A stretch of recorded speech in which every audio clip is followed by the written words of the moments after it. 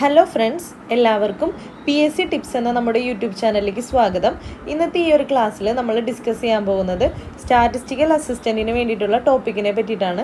അപ്പോൾ statistical assistant grade 2 അതുപോലെ തന്നെ സ്റ്റാറ്റിസ്റ്റിക്കൽ ഇൻവെസ്റ്റിഗേറ്റർ ഗ്രേഡ് 2 ഇതിൻ്റെ നോട്ടിഫിക്കേഷൻ ഈ അടുത്ത് വന്നിട്ടുണ്ട്. അപ്പോൾ ഇതിൻ്റെ ലാസ്റ്റ് ഡേറ്റ് അപ്ലൈ ചെയ്യേണ്ടത് ജാനുവരി 29-നാണ്. ഇതിൻ്റെ എക്സാം ഉണ്ടാകുക ജൂലൈ സെപ്റ്റംബർ ടൈമിലായിരിക്കും ഉണ്ടാകുക. ഇതൊരൊറ്റൊരു എക്സാമാണുള്ളത്. അപ്പോൾ മാത്സ്, സ്റ്റാറ്റി, അതുപോലെ തന്നെ ഇക്കണോമിക്സ്, പിന്നെ BCom വിത്ത് സ്റ്റാറ്റിസ്റ്റിക്സ്, ഇത്രയും സബ്ജക്റ്റ് റിലേറ്റഡ് ആയിട്ടുള്ള ആൾക്കാർക്ക് ഈ ഒരു എക്സാമിന് വേണ്ടി അപ്ലൈ ചെയ്യാം. അപ്പോൾ ഇനി മുതൽ നമ്മുടെ ചാനലിൽ ഈ ഒരു പോസ്റ്റിന് വേണ്ടിയിട്ടുള്ള ക്ലാസ്സുകളും നമ്മൾ പ്രൊവൈഡ് ചെയ്യുന്നതായിരിക്കും. ഈ ഒരു എക്സാമിന് മെയിനായിട്ട് 4 സബ്ജക്റ്റാണ് ഉണ്ടാവുക സിലബസിൽ: ഇക്കണോമിക്സ്, മാത്സ്, സ്റ്റാറ്റി, അതുപോലെ തന്നെ കൊമേഴ്സ് റിലേറ്റഡ് ആയിട്ടുള്ള ടോപ്പിക്സ്. കഴിഞ്ഞ സിലബസിൽ GK കൂടി ഉണ്ടായിരുന്നു. ഇപ്പോൾ പുതിയൊരു സിലബസ് അപ്ഡേറ്റ് ആവുമെന്ന് പറയുന്നുണ്ട്. അങ്ങനെയാണെങ്കിൽ GK ഒഴിവാകാനുള്ള സാധ്യതയുണ്ട്. അപ്പോൾ പഴയ സിലബസ് അനുസരിച്ചായിരിക്കും ഇപ്പോൾ നമ്മൾ ഫോളോ ചെയ്യുന്നത്.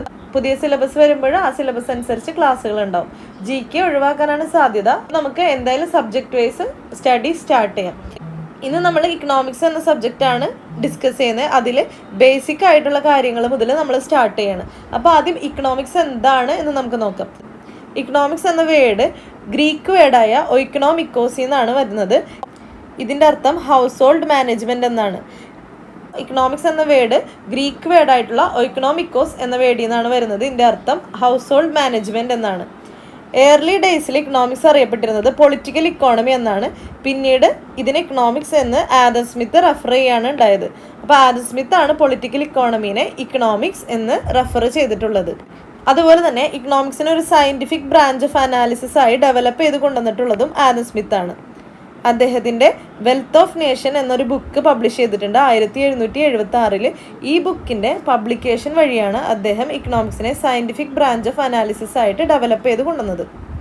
അതുകൊണ്ട് തന്നെ Adam Smith father of economics എന്നാണ് അറിയപ്പെടുന്നത്. അപ്പോൾ ഫാദർ ഓഫ് ഇക്കണോമിക്സ് അല്ലെങ്കിൽ ഫാദർ ഓഫ് മോഡേൺ ഇക്കണോമിക്സ് ആരാന്ന് ചോദിച്ചാൽ അത് ആദം സ്മിത്ത് ആണ്. അപ്പോൾ ഒന്നും കൂടി ഞാൻ പറയാം. ഇക്കണോമിക്സ് എന്ന വേർഡ് ഗ്രീക്ക് വേർഡായിട്ടുള്ള ഒയ്ക്കണോമിക്കോസ് എന്നൊരു വേർഡിൽ നിന്നാണ് വന്നിട്ടുള്ളത്. അതിൻ്റെ അർത്ഥം ഹൗസ് ഹോൾഡ് മാനേജ്മെൻറ്റ് എന്നാണ്. ഇക്കണോമിക്സ് എന്ന സബ്ജക്റ്റ് മുമ്പ് അറിയപ്പെട്ടിരുന്നത് പൊളിറ്റിക്കൽ ഇക്കോണമി എന്നാണ്. പിന്നീട് ആദം സ്മിത്ത് ആണ് അതിനെ ഇക്കണോമിക്സ് എന്ന് റെഫർ ചെയ്തത്. ഇക്കണോമിക്സിനെ ഒരു സയൻറ്റിഫിക് ബ്രാഞ്ച് ഓഫ് അനാലിസിസ് ആയിട്ട് ഡെവലപ്പ് ചെയ്ത് കൊണ്ടുവന്നത് ആദം സ്മിത്ത് ആണ്. അദ്ദേഹത്തിൻ്റെ വെൽത്ത് ഓഫ് നേഷൻ എന്നൊരു ബുക്കിൻ്റെ പബ്ലിക്കേഷൻ വഴിയാണ് അദ്ദേഹം ഇക്കണോമിക്സിനെ കൂടുതലായി ഡെവലപ്പ് ചെയ്ത് കൊണ്ടുവന്നിട്ടുള്ളത്. അദ്ദേഹമാണ് ഫാദർ ഓഫ് ഇക്കണോമിക്സ് എന്നറിയപ്പെടുന്നത്. വെൽത്ത് ഓഫ് നേഷൻ എന്ന് ചുരുക്കി പറയുന്നതാണ് ഈ ബുക്കിൻ്റെ ഫുള്ളായിട്ടുള്ള form. An enquiry into the nature and cause of wealth of nation എന്നാണ്. അതിനെ ചുരുക്കി വെൽത്ത് ഓഫ് നേഷൻ എന്ന് പറയുന്നു എന്നേ ഉള്ളൂ. അടുത്തത് നമുക്ക് ഇക്കണോമിക്സിനെ റിലേറ്റ് ചെയ്തിട്ടുള്ള ഡെഫിനിഷൻസ് നോക്കാം. Jacob winner, the Canadian Economist, defined economics as follows: economics is what Economist do. അതായത് ജേക്കബ് വിന്നർ, ഒരു കനേഡിയൻ ഇക്കണോമിസ്റ്റ്, ഇക്കണോമിക്സിനെ ഡിഫൈൻ ചെയ്യുന്നത് ഇക്കണോമിക്സ് എന്ന് പറയുന്നത് ഇക്കണോമിസ്റ്റ് എന്താണോ ചെയ്യുന്നത് അതാണ് ഇക്കണോമിക്സ് എന്നാണ് പറയുന്നത്. സാമ്പത്തിക ശാസ്ത്രജ്ഞന്മാർ എന്താണോ ചെയ്യുന്നത് അതാണ് ഇക്കണോമിക്സ് എന്നാണ് അദ്ദേഹം പറയുന്നത്.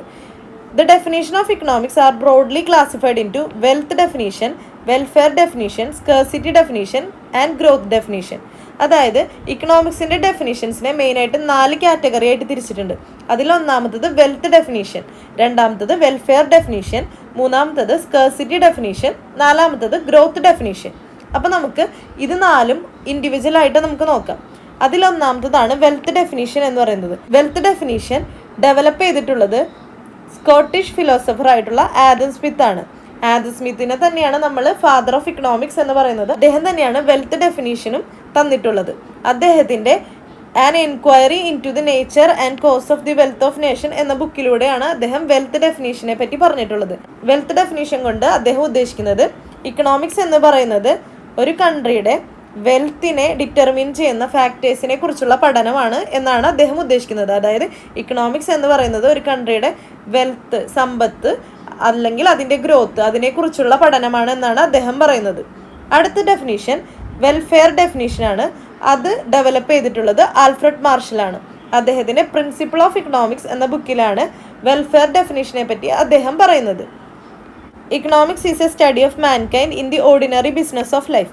Marshall said that wealth is only the secondary object of the study of economics. It is man and its ordinary behavior in life which is the primary objective of economic study. അതായത് Alfred Marshall പറയുന്നത് wealth എന്ന് പറയുന്നത് ഒരു secondary object മാത്രമാണ്, primary objective എന്ന് പറയുന്നത് ഒരു കൺസ്യൂമറും അദ്ദേഹത്തിൻ്റെ ഓർഡിനറി ലൈഫിലുള്ള ബിഹേവിയറുമാണ് എന്നാണ് പറയുന്നത്. അപ്പോൾ അതിനെ പറ്റിയുള്ള പഠനമാണ് ഇക്കണോമിക്സ് എന്നാണ് വെൽഫെയർ ഡെഫിനേഷനിലൂടെ ആൽഫ്രഡ് മാർഷൽ പറയുന്നത്. അടുത്തൊരു ഡെഫിനേഷനാണ് scarcity definition. Scarcity definition develop ചെയ്തിട്ടുള്ളത് ലിയണൽ റോബിൻസ് ആണ്. Nature and significance of economic science എന്ന അദ്ദേഹത്തിൻ്റെ ബുക്കിലാണ് അദ്ദേഹം സ്കേഴ്സിറ്റി ഡെഫിനേഷനെ പറ്റി പറഞ്ഞിട്ടുള്ളത്. അദ്ദേഹത്തിൻ്റെ ഈ സ്കേഴ്സിറ്റി ഡെഫിനേഷനാണ് ജനറലി ആക്സെപ്റ്റഡ് ആയിട്ടുള്ള ഇക്കണോമിക്സിൻ്റെ ഡെഫിനേഷൻ എന്ന് പറയുന്നത്. Economics is the science which studies human behaviour as A relationship between ends and scarce means which have alternative uses. അദ്ദേഹം പറയുന്നത് ഇക്കണോമിക്സ് എന്ന് പറയുന്നത് ഒരു സയൻസ് ആണ്. എന്തിനെ പറ്റിയുള്ള സയൻസ്? ഹ്യൂമൻ ബിഹേവിയറും അൺലിമിറ്റഡ് ആയിട്ടുള്ള വാണ്ട്സും ലിമിറ്റഡ് റിസോഴ്സും അതുപോലെ തന്നെ ആ റിസോഴ്സസിനുള്ള ഓൾട്ടർനേറ്റീവ് യൂസസും തമ്മിലുള്ള ഒരു ഇന്റർ കണക്ഷൻ്റെ സ്റ്റഡിയാണെന്നാണ് സ്കേഴ്സിറ്റി ഡെഫിനേഷനിലൂടെ ലിയണൽ റോബിൻസ് പറയുന്നത്. അടുത്തത് ഗ്രോത്ത് ഡെഫിനേഷനാണ്. ഗ്രോത്ത് ഡെഫിനേഷൻ ഡെവലപ്പ് ചെയ്തിട്ടുള്ളത് പോൾ സാമുവൽസൺ ആണ്. Economics is a study of how men and society end up choosing with or without use of money to employ scarce productive resources that could have alternative uses to produce various commodities and distribute them for consumption now or the future among various people of the group of society. It analyzes the cost and benefit of improving patterns of resource allocation. ഈ ഒരു ഡെഫിനേഷനിൽ അദ്ദേഹം പറയുന്നത് economics എന്തിനെ പറ്റിയുള്ള സ്റ്റഡിയാണ്? Unlimited wants satisfy ചെയ്യാൻ വേണ്ടിയിട്ട് എങ്ങനെയാണ് limited resources കറക്റ്റായ രീതിയിൽ അലോക്കേറ്റ് ചെയ്തിട്ട് പ്രൊഡക്ഷൻ ഉണ്ടാകുന്നത്, അതുപോലെ തന്നെ കൺസംഷൻ നടക്കുന്നത്, അതിൻ്റെ ഡിസ്ട്രിബ്യൂഷൻ എങ്ങനെയാണ്, അതിനെ പറ്റിയുള്ള സ്റ്റഡിയാണ് ഇക്കണോമിക്സ് എന്നാണ് ഗ്രോത്ത് ഡെഫിനേഷനിലൂടെ പോൾ സാമുവൽസൺ പറയുന്നത്. അപ്പോൾ നമുക്ക് ഇതൊന്നും കൂടി റിപ്പീറ്റ് ചെയ്ത് പറയാം. വെൽത്ത് ഡെഫിനേഷൻ ഡെവലപ്പ് ചെയ്തിട്ടുള്ളത് ആഡം സ്മിത്ത് ആണ്. അദ്ദേഹത്തിൻ്റെ an enquiry into the nature and cause of wealth of nation എന്ന ബുക്കിലാണ് അദ്ദേഹം ഇതിനെപ്പറ്റി പറഞ്ഞിട്ടുള്ളത്. വെൽഫെയർ ഡെഫിനേഷൻ ഡെവലപ്പ് ചെയ്തിട്ടുള്ളത് ആൽഫ്രഡ് മാർഷലാണ്. പ്രിൻസിപ്പിൾസ് ഓഫ് ഇക്കണോമിക്സ് എന്ന അദ്ദേഹത്തിൻ്റെ പബ്ലിക്കേഷനിലാണ് അദ്ദേഹം വെൽഫെയർ ഡെഫിനേഷൻ കൊടുത്തിട്ടുള്ളത്. അടുത്തത് സ്കേഴ്സിറ്റി ഡെഫിനേഷനാണ്. അത് ലിയണൽ റോബിൻസ് ആണ് പറഞ്ഞിട്ടുള്ളത്. അദ്ദേഹം nature and significance of economic science എന്ന അദ്ദേഹത്തിൻ്റെ ബുക്കിലാണ് ഇതിനെപ്പറ്റി പബ്ലിഷ് ചെയ്തിട്ടുള്ളത്. അടുത്തതായിട്ടുള്ളത് ഗ്രോത്ത് ഡെഫിനേഷനാണ്. അത് പോൾ സാമുവൽസൺ ആണ് ഡെവലപ്പ് ചെയ്തിട്ടുള്ളത്. അപ്പോൾ ഇത് മെയിനായിട്ട് ഇതിൻ്റെ ഡെഫിനേഷൻസ് ഒന്നും പഠിച്ചു വെച്ചിട്ടില്ലെങ്കിലും വെൽത്ത് ഡെഫിനേഷൻ ആരാണ്, വെൽഫെയർ ഡെഫിനേഷൻ ആരാണ്, അതേപോലെ തന്നെ സ്കേഴ്സിറ്റി ഡെഫിനേഷൻ ആരാണ്, ഗ്രോത്ത് ഡെഫിനേഷൻ ആരാണ്, ഇതൊക്കെ ഒന്ന് അറിഞ്ഞിരുന്നാൽ മാത്രം മതി. അടുത്തതായിട്ട് നമുക്ക് ഇക്കണോമിക്സ് ശരിക്കും എന്താണ്, എന്തിനെ പറ്റിയുള്ള സ്റ്റഡിയാണെന്ന് നമുക്ക് നോക്കാം. അപ്പോൾ ഇക്കണോമിക്സ് എന്ന് പറയുന്നത് ഒരു സോഷ്യൽ സയൻസ് ആണ്. എന്തിനെ പറ്റിയിട്ടുള്ളത്? ഹ്യൂമൻ ബിഹേവിയറിനെ പറ്റി പഠിക്കുന്ന ഒരു സോഷ്യൽ സയൻസ് ആണ്. അതിലെന്തൊക്കെ പെടും? Production, exchange and consumption of goods and services. അതായത് ഒരു പ്രൊഡക്റ്റിൻ്റെയോ സർവീസിൻ്റെയോ പ്രൊഡക്ഷനും എക്സ്ചേഞ്ചും കൺസപ്ഷനുമായിട്ട് റിലേറ്റ് ചെയ്തിട്ടുള്ള ഹ്യൂമൻ ബിഹേവിയറിനെ പറ്റി പഠിക്കുന്ന ഒരു സോഷ്യൽ സയൻസ് ആണ് ഇക്കണോമിക്സ് എന്ന subject. Central economic problem faced by any society is to manage the conflict between unlimited wants of the people and scarcity of resources. ആൾക്കാരുടെ wants, ആവശ്യങ്ങൾ അൺലിമിറ്റഡ് ആയിരിക്കും, എന്നാൽ ഇതെല്ലാം സാറ്റിസ്ഫൈ ചെയ്യാനുള്ള റിസോഴ്സസ് ലിമിറ്റഡ് ആയിരിക്കും. അപ്പോൾ ഈ അൺലിമിറ്റഡ് ആയിട്ടുള്ള വാണ്ട്സിനെ ലിമിറ്റഡ് ആയിട്ടുള്ള റിസോഴ്സസ് വെച്ചിട്ട് എങ്ങനെ മാനേജ് ചെയ്യാം എന്ന ഒരു കോൺഫ്ലിക്റ്റിനെ റിലേറ്റ് ചെയ്യുന്നതാണ് സെൻട്രൽ ഇക്കണോമിക് പ്രോബ്ലം എന്ന് പറയുന്നത്. ഇക്കണോമിക്സ് എന്ന് പറയുന്നത് എങ്ങനെയാണ് ഈ സ്കേഴ്സ് റിസോഴ്സസ് കറക്റ്റായിട്ട് അലോക്കേറ്റ് ചെയ്തിട്ട് ഈ കോമ്പറ്റിംഗ് ഡിമാൻഡ്സിനെ മീറ്റ് ചെയ്യുക എന്നുള്ളതിനെ പറ്റിയുള്ള പഠനമാണ്. In short, economics is a study of how society decided what to produce, how to produce and for whom to produce. അതായത് ഇക്കണോമിക്സ് എന്ന് പറയുന്നത് എന്താണ് പ്രൊഡ്യൂസ് ചെയ്യേണ്ടത്, എങ്ങനെയാണ് പ്രൊഡ്യൂസ് ചെയ്യേണ്ടത്, ആർക്ക് വേണ്ടിയാണ് പ്രൊഡ്യൂസ് ചെയ്യേണ്ടത്, ഈ 3 ക്വസ്റ്റിന് റിലേറ്റഡ് ആയിട്ടുള്ള സ്റ്റഡിയാണ്. അതായത് സെൻട്രൽ ഇക്കണോമിക് പ്രോബ്ലം എന്ന് പറയുന്നത് നമ്മുടെ ആൾക്കാരുടെ വാണ്ട്സ്, ആഗ്രഹങ്ങൾ അൺലിമിറ്റഡ് ആണ്, എന്നാൽ അത് സാറ്റിസ്ഫൈ ചെയ്യാനുള്ള റിസോഴ്സസ് പറയുന്നത് ലിമിറ്റഡ് ആണ്. അപ്പോൾ എല്ലാവരുടെയും എല്ലാ ആവശ്യങ്ങളും നിറവേറ്റാൻ പറ്റില്ല. അപ്പോൾ അതിനെ പ്രയോറിറ്റൈസ് ചെയ്ത് ഏതൊക്കെ വാണ്ട്സ് എങ്ങനെ നിറവേറ്റണം, അതിന് എത്ര റിസോഴ്സസ് അലോക്കേറ്റ് ചെയ്യണം എന്നതിനെ പറ്റിയിട്ടുള്ള പഠനമാണ് ഇക്കണോമിക്സ് എന്ന് പറയുന്നത്. അപ്പോൾ അങ്ങനെ ഡിസൈഡ് ചെയ്യണമെങ്കിൽ 3 ക്വസ്റ്റ്യൻസ് നമ്മൾ സോൾവ് ചെയ്യണം. ആ 3 ക്വസ്റ്റ്യൻസ് എന്തൊക്കെയാണ്? വാട്ട് ടു പ്രൊഡ്യൂസ്, എന്താണ് പ്രൊഡ്യൂസ് ചെയ്യേണ്ടത്, എന്താണ് ഉൽപ്പാദിപ്പിക്കേണ്ടത്. അതുപോലെ തന്നെ ഹൗ ടു പ്രൊഡ്യൂസ്, എങ്ങനെയാണ് ഉൽപ്പാദിപ്പിക്കേണ്ടത്. അടുത്തത് ഫോർ ഹൂം ടു പ്രൊഡ്യൂസ്, ആർക്ക് വേണ്ടിയാണ് നമ്മൾ പ്രൊഡ്യൂസ് ചെയ്യേണ്ടത്, ഇത് ഉൽപ്പാദിപ്പിക്കേണ്ടത് ആർക്ക് വേണ്ടിയാണ്. 3 ക്വസ്റ്റ്യനെ പറ്റിയുള്ള പഠനമാണ് ഇക്കണോമിക്സ് എന്ന് പറയുന്നത്. അപ്പോൾ അതിലെന്താണ് പ്രൊഡ്യൂസ് ചെയ്യേണ്ടത് എന്ന് ചോദിക്കുമ്പോൾ, വാട്ട് ടു പ്രൊഡ്യൂസ് എന്ന് ചോദിക്കുമ്പോൾ സൊസൈറ്റിയിൽ ഒത്തിരി വാണ്ട്സ് ഉണ്ടാവും, പല കൺസ്യൂമേഴ്സിനും പല വാണ്ട്സ് ആയിരിക്കും. അപ്പോൾ ഇതിൽ ഏറ്റവും ഇമ്പോർട്ടൻ്റ് ആയിട്ട് പെട്ടെന്ന് തന്നെ അത്യാവശ്യമായിട്ട് നിറവേറ്റേണ്ട നീഡ്സ് ഏതാന്ന് കണ്ടുപിടിച്ച് അതിനെ പ്രയോറിറ്റൈസ് ചെയ്യുക എന്നുള്ളതാണ് വാട്ട് ടു പ്രൊഡ്യൂസ് എന്നതിൽ ഉദ്ദേശിക്കുന്നത്. അതുപോലെ ഹൗ ടു പ്രൊഡ്യൂസ് എന്ന് പറയുമ്പോൾ ഏതൊക്കെ ടെക്നിക്സ് യൂസ് ചെയ്തിട്ടാണ് പ്രൊഡക്ഷൻ നടത്തേണ്ടത്.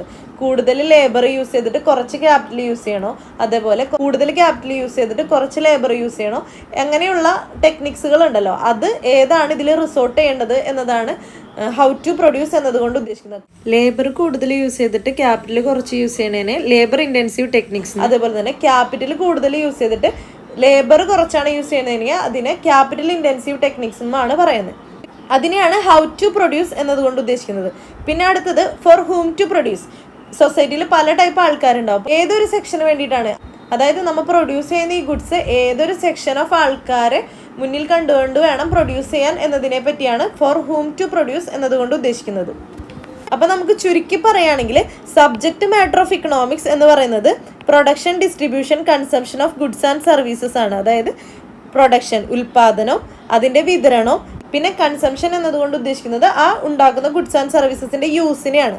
അപ്പോൾ ഇതിനെല്ലാം റിലേറ്റ് ചെയ്യുന്ന ഒരു സോഷ്യൽ സയൻസ് ആണ് ഇക്കണോമിക്സ് എന്ന് പറയുന്നത്. അപ്പോൾ ഇക്കണോമിക്സിൻ്റെ സബ്ജക്റ്റ് മാറ്റർ ഉള്ളടക്കം എന്താണ്? Production, distribution, consumption of goods and services ആണ്. അതിൽ പ്രൊഡക്ഷൻ എന്താണ്? പ്രൊഡക്ഷൻ എന്നതുകൊണ്ട് ഉദ്ദേശിക്കുന്നത് the art of making goods and services, സാധനങ്ങളും സേവനങ്ങളും ഉൽപ്പാദിപ്പിക്കുന്ന ഒരു പ്രോസസ്സിനെയാണ് പ്രൊഡക്ഷൻ എന്ന് പറയുന്നത്. പ്രൊഡക്ഷന് വേണ്ടി ഉപയോഗിക്കുന്ന റിസോഴ്സസിനെ പറയുന്നത് എന്താണ്?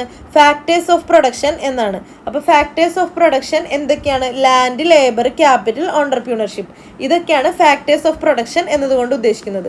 അടുത്തത് ഡിസ്ട്രിബ്യൂഷൻ. ഡിസ്ട്രിബ്യൂഷൻ എന്താണ്? Distribution is A process of dividing commodities and services among the members of society. ഈ പ്രൊഡ്യൂസ് ചെയ്തിട്ടുള്ള ഗുഡ്സും സർവീസസും എങ്ങനെ സൊസൈറ്റിയിലെ ഓരോരുത്തർക്കും ഡിവൈഡ് ചെയ്ത് കൊടുക്കുന്നു എന്നതിനെയാണ് ഡിസ്ട്രിബ്യൂഷൻ എന്നതുകൊണ്ട് ഉദ്ദേശിക്കുന്നത്. ലാസ്റ്റത്തത് കൺസംഷൻ. കൺസംഷൻ എന്നതുകൊണ്ട് ഉദ്ദേശിക്കുന്നത് the act of using goods and services to satisfy human wants is called consumption. Consumption എന്നത് ഉൽപ്പാദിപ്പിക്കപ്പെട്ട ഗുഡ്സും സർവീസസും നമ്മൾ ഉപയോഗിക്കുന്നത്, നമ്മുടെ ആവശ്യങ്ങൾ നിറവേറ്റാൻ വേണ്ടി ഉപയോഗിക്കുന്നതിനെയാണ് കൺസംഷൻ എന്നതുകൊണ്ട് ഉദ്ദേശിക്കുന്നത്.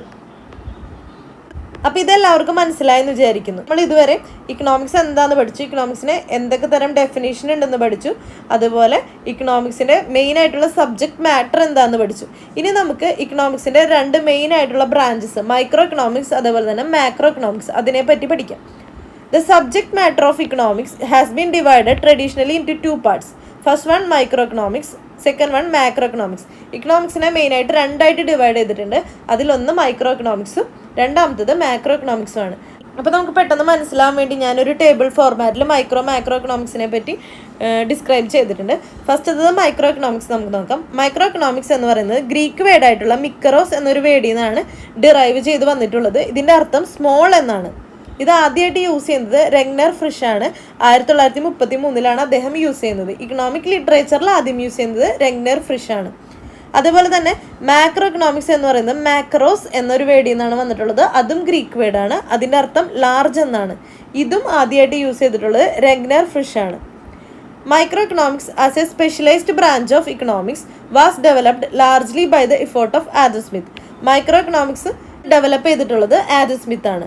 അതുപോലെ തന്നെ macro economics as a specialised branch of economics developed largely by the effort of John Maynard Keynes, അതായത് JM Keynes. John Maynard Keynes ആണ് മാക്രോ എക്കണോമിക്സ് ഡെവലപ്പ് ചെയ്തിട്ടുള്ളത്. അദ്ദേഹത്തിൻ്റെ general theory of employment, interest and money എന്നൊരു പുസ്തകത്തിൻ്റെ പബ്ലിക്കേഷനിലൂടെയാണ് ഇതിനെപ്പറ്റി പറഞ്ഞിട്ടുള്ളത്.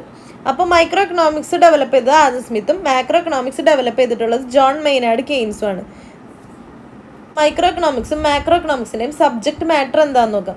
Micro economics based on the economic behaviour of small economic units like consumer, workers, savers, business managers, firm individuals, industries and market. അതായത് micro economics deal ചെയ്യുന്നത് മെയിനായിട്ട് small individual യൂണിറ്റ്സിനെയാണ്. ഒരു കൺസ്യൂമർ അല്ലെങ്കിൽ worker, saver, business manager, single firm, individual industries, അങ്ങനെയുള്ള small economic യൂണിറ്റ്സിനെ deal ചെയ്യുന്നതാണ് micro economics എന്ന് പറയുന്നത്. അപ്പോൾ അതിൻ്റെ ഒരു സ്റ്റഡി ഏരിയ എന്ന് പറയുന്നത് ചെറിയൊരു സെക്ഷൻ ഓഫ് ഇക്കോണമി ആയിരിക്കും. അടുത്തത് macro economics. Macro economics is a study of the behavior of economy as a whole. It covers variables like total employment, total consumption, total saving, aggregate demand, general price level, etc. അപ്പോൾ macro economics എന്താണ് deal ചെയ്യുന്നത്? Aggregate ആയിട്ടുള്ള ഇക്കോണമീനെ മൊത്തത്തിലെ പറ്റിയുള്ള പഠനമാണ് macro economics എന്ന് പറയുന്നത്. അതിൽ ഒരു സിംഗിൾ ഇൻഡിവിജ്വലിനോ സിംഗിൾ കൺസ്യൂമറിനോ അല്ല കൺസിഡർ ചെയ്യണേ, സൊസൈറ്റിയിലെ അല്ലെങ്കിൽ ഇക്കോണമിയിലെ മൊത്തത്തെ ആയിട്ടാണ് കൺസിഡർ ചെയ്യുന്നത്. അപ്പോൾ മൈക്രോ എന്ന് പറയുന്നത് സ്മോൾ ഇൻഡിവിജ്വൽ യൂണിറ്റ്സിനെയും മാക്രോ എന്ന് പറയുന്നത് ഇക്കോണമിനെ മൊത്തത്തിലായിട്ടാണ് കൺസിഡർ ചെയ്യുന്നത്. മൈക്രോ എക്കണോമിക്സിനെ പ്രൈസ് തിയറി എന്നുകൂടി വിളിക്കാറുണ്ട്. അതുപോലെ തന്നെ മാക്രോ എക്കണോമിക്സിനെ theory of income, employment, prices and money എന്നുകൂടി വിളിക്കാറുണ്ട്. മൈക്രോ എക്കണോമിക്സ് എന്ന് പറയുന്നത് microscopic study of economy which focus on the behaviour of individual economic agents. അപ്പോൾ നമ്മളിത് നേരത്തെ പറഞ്ഞിട്ടുണ്ടായിരുന്നു, സ്മോൾ യൂണിറ്റ്സിനെയാണ് മൈക്രോ എക്കണോമിക്സ് പഠിക്കുന്നതെന്ന്. അപ്പോൾ അതിനൊന്നും കൂടി ഒരു വേറെ വേർഡിൽ പറയുന്നതാണ് മൈക്രോസ്കോപ്പിക് സ്റ്റഡി ഓഫ് ഇക്കോണമി എന്നുള്ളത്. മൈക്രോ എക്കണോമിക്സ് എന്ന് പറയുന്നത് മൈക്രോസ്കോപ്പിക് സ്റ്റഡി ഓഫ് ഇക്കോണമിയാണ്, അതായത് സ്മോൾ ഇൻഡിവിജ്വൽ യൂണിറ്റ്സിനെയാണ് അത് ഡീൽ ചെയ്യുന്നത്. എന്നാൽ മാക്രോ എക്കണോമിക്സ് എന്ന് പറയുന്നത് അഗ്രഗേറ്റ് സ്റ്റഡി ഓഫ് ആൻ ഇക്കോണമിയാണ്. ഇക്കോണമിനെ മൊത്തത്തിൽ പഠിക്കുന്നതിനാണ് മാക്രോ എക്കണോമിക്സ് എന്ന് പറയുന്നത്. അപ്പോൾ ഇതെല്ലാവർക്കും മനസ്സിലായെന്ന് വിചാരിക്കുന്നു. ഞാൻ ഒന്നുകൂടി പറയാം. മൈക്രോ എക്കണോമിക്സ് എന്ന് പറയുന്നത് സ്മോൾ എന്നാണ് അർത്ഥം. മിക്കറോസ് എന്നൊരു വേർഡിൽ നിന്നാണ് വന്നിട്ടുള്ളത്. അതൊരു ഗ്രീക്ക് വേർഡാണ്. മാക്രോ എക്കണോമിക്സ് എന്ന് പറയുന്നത് മാക്രോസ് എന്നൊരു ഗ്രീക്ക് വേർഡിൽ നിന്നാണ് വന്നിട്ടുള്ളത്. അതിൻ്റെ അർത്ഥം ലാർജ് എന്നാണ്. ഇത് രണ്ടും ആദ്യമായിട്ട് ഇക്കണോമിക് ലിറ്ററേച്ചറിൽ യൂസ് ചെയ്തിട്ടുള്ളത് റെഗ്നർ ഫ്രിഷ് ആണ്. മൈക്രോ എക്കണോമിക്സ് ഡെവലപ്പ് ചെയ്തിട്ടുള്ളത് ആഡം സ്മിത്ത് ആണ്. മാക്രോ എക്കണോമിക്സ് ആണെങ്കിൽ ജോൺ മെയ്നാർഡ് കെയ്ൻസ് ആണ്. General theory of employment, interest and money എന്ന അദ്ദേഹത്തിൻ്റെ ബുക്കിലൂടെയാണ് ഇത് മെയിനായിട്ട് പറഞ്ഞിട്ടുള്ളത്. പിന്നെ മൈക്രോ എക്കണോമിക്സ് ഡീൽ ചെയ്യുന്നത് സ്മോൾ ഇൻഡിവിജ്വൽ യൂണിറ്റ്സിൻ്റെ ഇക്കണോമിക് ബിഹേവിയറിനെ പറ്റി പഠിക്കുന്നതാണ് മൈക്രോ എക്കണോമിക്സ് എന്ന് പറയുന്നത്. എന്നാൽ മാക്രോ എക്കണോമിക്സ് എന്ന് പറയുന്നത് ഇക്കോണമിനെ മൊത്തത്തിൽ എടുത്ത് പഠിക്കുന്നതിനെയാണ് മാക്രോ എക്കണോമിക്സ് എന്ന് പറയുന്നത്. പിന്നെ മൈക്രോ എക്കണോമിക്സിനെ പ്രൈസ് തിയറി എന്നും പറയാറുണ്ട്. മാക്രോ എക്കണോമിക്സിനെ തിയറി ഓഫ് ഇൻകം എന്നാണ് മെയിനായിട്ട് പറയുന്നത്. അതുപോലെ മൈക്രോ എക്കണോമിക്സ് എന്ന് പറയുന്നത് മൈക്രോസ്കോപ്പിക് സ്റ്റഡിയാണ്. മാക്രോ എക്കണോമിക്സ് എന്ന് പറയുന്നത് അഗ്രഗേറ്റ് സ്റ്റഡി ഓഫ് ആൻ ഇക്കോണമിയാണ്. അപ്പോൾ ഇത്രയും കാര്യങ്ങളാണ് മാക്രോ എക്കണോമിക്സിനെ പറ്റി നമുക്ക് പറയാനുള്ളത്. അപ്പോൾ മെയിനായിട്ട് ഈ ക്ലാസ്സിൽ ഇക്കണോമിക്സിനെ പറ്റി ഒരു ഇൻട്രൊഡക്ഷൻ നമ്മൾ പറഞ്ഞു കഴിഞ്ഞു. അപ്പോൾ ഇതെല്ലാവർക്കും മനസ്സിലായെന്ന് വിചാരിക്കുന്നു. അപ്പോൾ എല്ലാവർക്കും ക്ലാസ് ഇഷ്ടപ്പെട്ടിട്ടുണ്ടെങ്കിൽ നിങ്ങളുടെ ഫ്രണ്ട്സിനൊക്കെ ഒന്ന് ഷെയർ ചെയ്ത് കൊടുക്കണം. അതുപോലെ നമ്മുടെ വീഡിയോ ലൈക്ക് ചെയ്യണം. നമ്മുടെ ചാനൽ ആദ്യമായിട്ട് കാണുകയാണെങ്കിൽ സബ്സ്ക്രൈബ് ചെയ്യണം. ഇനി മുതൽ കണ്ടിന്യൂസ് ആയിട്ട് ക്ലാസ് ഉണ്ടാവും. ഈ സ്റ്റാറ്റിസ്റ്റിക്കൽ അസിസ്റ്റൻറ്റിൻ്റെ ക്ലാസ് മാത്രമല്ല, സെക്രട്ടേറിയറ്റ് അസിസ്റ്റൻറ്റിൻ്റെ, അതുപോലെ തന്നെ ഡിവിഷണൽ അക്കൗണ്ടിൻ്റെയും, അതുപോലെ അസിസ്റ്റൻറ്റ് സെയിൽസ്മാൻ്റെ ഒക്കെ ക്ലാസ്സസ് നമ്മൾ പ്രൊവൈഡ് ചെയ്യുന്നതായിരിക്കും. അപ്പോൾ അടുത്തൊരു നല്ല ക്ലാസ്സിൽ നമുക്ക് എല്ലാവർക്കും കാണാം. താങ്ക്